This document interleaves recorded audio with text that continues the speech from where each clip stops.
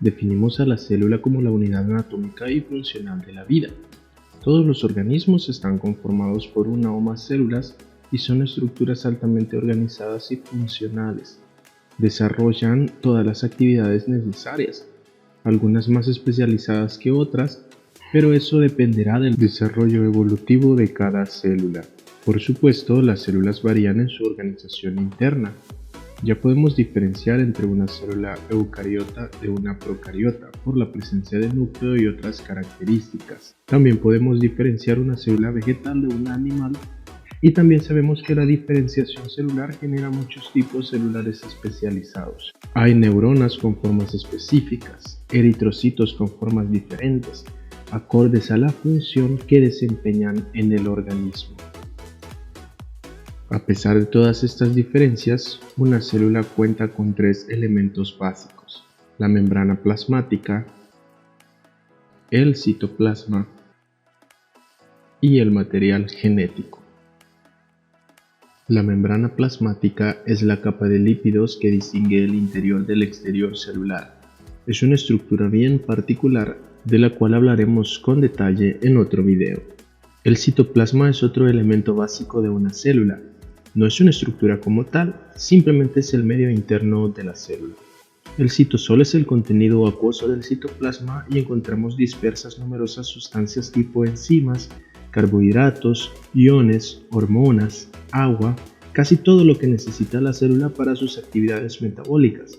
Bueno, muchas reacciones ocurren en el citoplasma y también se ubican los organelos celulares. El material genético es el tercer elemento básico de las células. Todas tienen un contenido de ADN, sea pequeño o abundante. El ADN tiene información que coordina todas las actividades de la célula y es importantísimo. Al final, el objetivo de una célula es hacer que ese material genético persista en el tiempo a través de la replicación y la división celular. Luego, la estructura celular puede tener otros compartimientos llamados organelos que facilitan la actividad de un organismo. Estos pueden variar, depende de la célula, y es así como diferenciamos los distintos tipos celulares que conocemos. El núcleo es la estructura celular principal. Al microscopio es lo más notorio o visible. El núcleo está presente solo en eucariotas y tiene como propósito almacenar el material genético. Va un poco más allá de eso porque almacenando el ADN, desde ahí ocurre todo lo necesario para el control de una célula. Ahí se replica el ADN, ahí se transcribe, de ahí salen las órdenes que controlan todas las actividades celulares. En el núcleo encontramos el ADN asociado a proteínas de empaquetamiento llamadas histonas, que permiten enrollar al ácido nucleico y formar los cromosomas. Los cromosomas solo son visibles y están formados durante la división celular.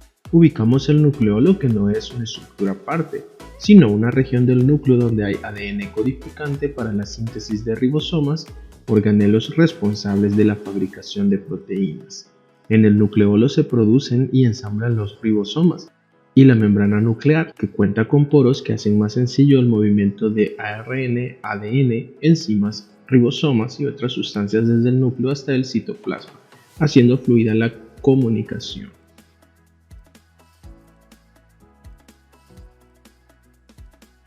Observamos el núcleo como estructura prominente tanto de células animales a la izquierda como de células vegetales a la derecha.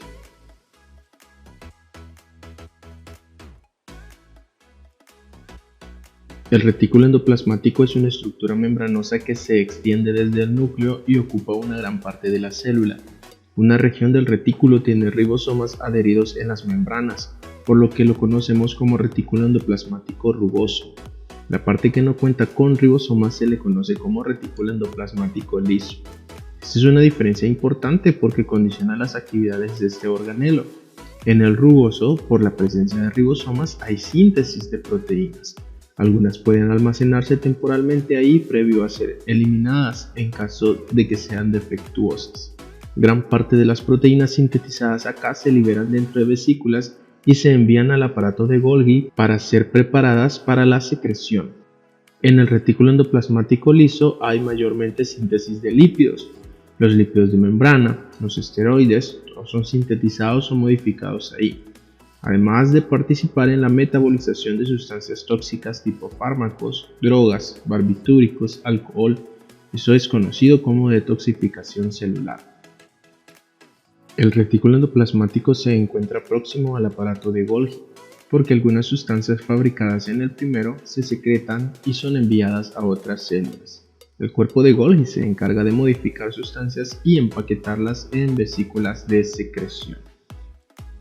Algunas proteínas requieren modificarse uniendo grupos químicos como carbohidratos o lípidos, se glucosilan. Esto ocurre en el aparato de Golgi. Este organelo está formado por una serie de sacos aplanados llamados dictiosomas y las moléculas van atravesando esos dictiosomas hasta formarse una vesícula de secreción. Al salir por la región trans, la vesícula puede ser expulsada de la célula. Así se secretan hormonas, proteínas y otras sustancias. Estructuras tipo lisosomas o peroxisomas son también fabricados por el complejo de Golgi.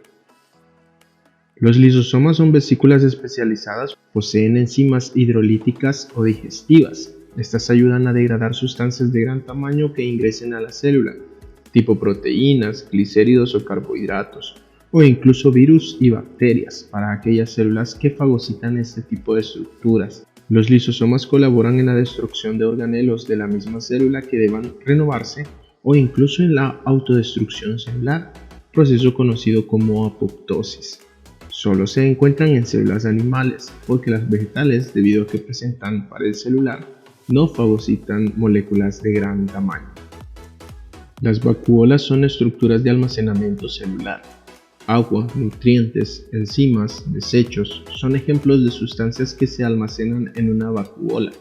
La célula vegetal se caracteriza por poseer una sola vacuola central que ocupa gran parte de la célula y regula el tamaño y la forma de esta. En las células animales hay una gran cantidad de vacuolas de tamaño menor. Hay organismos que tienen vacuolas especializadas, como los paramecios, que con su vacuola contráctil mantienen el balance osmótico, especialmente porque viven en ambientes hipotónicos, que en otras circunstancias amenazaría su balance hídrico. Las mitocondrias son organelos muy importantes para el metabolismo celular, porque cuentan con enzimas especializadas en la oxidación de compuestos orgánicos y la obtención de energía, de la respiración celular. El ciclo de Krebs y la cadena de transporte de electrones ocurren dentro de la mitocondria y se sintetizan moléculas de ATP. Tiene la particularidad que posee un segmento de ADN que codifica para la síntesis de las enzimas que usará la misma mitocondria. En su estructura identificamos la membrana interna, con muchos pliegues o crestas para que haya más superficie donde pueda ocurrir el transporte de electrones, en las proteínas integrales de la membrana interna de la mitocondria. En su interior, la matriz mitocondrial, ahí ocurre el ciclo de Krebs. La síntesis del ATP ocurre en la bomba ATP sintasa de la membrana interna. Por su importancia es que típicamente se dice que las mitocondrias son las centrales energéticas de la célula. El citoesqueleto es una red de filamentos proteicos que constituye una red de soporte para toda la célula y sus organelos. Es literalmente un sistema de andamiaje que ayuda a mantener la forma celular. También es muy cambiante y dinámico.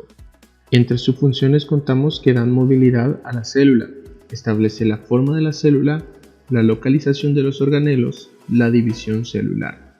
El citoesqueleto tiene tres tipos de organizaciones o filamentos. Los microfilamentos son responsables de los movimientos celulares, la fagocitosis, endocitosis y de la citocinesis. Están formados por uniones de proteínas de tipo actina. El movimiento de las fibras musculares ocurre por acción de los microfilamentos. Los microtúbulos se constituyen de una proteína llamada tubulina. Son importantes para el transporte interno de organelos y vesículas, para formar el esqueleto de cilios y flagelos. Durante la división celular, los microtúbulos forman el uso mitótico o meiótico, indispensable para la separación de cromosomas, además de proporcionar soporte estructural a la célula. Los filamentos intermedios se enganchan a complejos de unión de células contiguas, lo que permite la cohesión de los tejidos por uniones comunicantes entre células. En general, los filamentos de actina se disponen sobre todo en las proximidades de la membrana. Los microtúbulos adoptan una disposición radial partiendo desde el centrosoma mientras que los filamentos intermedios se anclan a complejos de unión de la membrana plasmática y también aparecen en el interior del núcleo. Algunas secciones del citoesqueleto, específicamente los microtúbulos altamente organizados, forman estructuras de movilización, como los cilios, una especie de pelillos encontradas en algunas células animales, protozoos y procariotas. Células del tejido respiratorio y del tracto digestivo cuentan con cilios que facilitan la absorción de sustancias o el desplazamiento de líquidos. Del citoesqueleto se generan también los flagelos, prolongaciones de ciertas células que les permiten hacer largos desplazamientos. Generalmente los cilios son abundantes en una célula y los flagelos son estructuras individuales. Los plastidios son estructuras encontradas únicamente en células vegetales con diversos fines. Los cloroplastos son los más importantes porque en ellos ocurre la fotosíntesis. Almacenan clorofila y capturan la energía necesaria para desencadenar la secuencia de reacciones de la fotosíntesis. Los cloroplastos son estimulados por la luz y captan dicha energía luminosa. Los cromoplastos almacenan pigmentos distintos a las clorofilas, como licopenos, xantófilas, antocianinas y carotenos. Son los responsables de dar color a hojas, flores y frutos.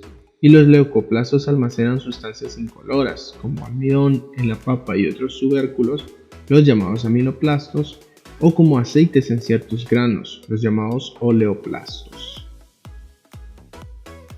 La pared celular es una estructura que encontramos en eucariotas vegetales. Es una capa de protección externa de la membrana plasmática y ayuda a mantener la forma de la célula. Las paredes celulares vegetales están conformadas de celulosa, un polisacárido o polímero de glucosa. Los hongos tienen paredes celulares de quitina, también polisacárido de aminoazúcares. En procariotas también podemos encontrar paredes celulares de peptidoglucanos, que son cadenas de aminoazúcares asociadas a péptidos.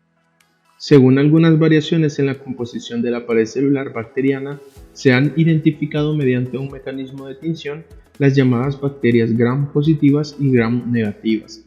Esto tiene implicaciones farmacológicas importantes en la aplicación de determinados antibióticos o agentes bacterianos.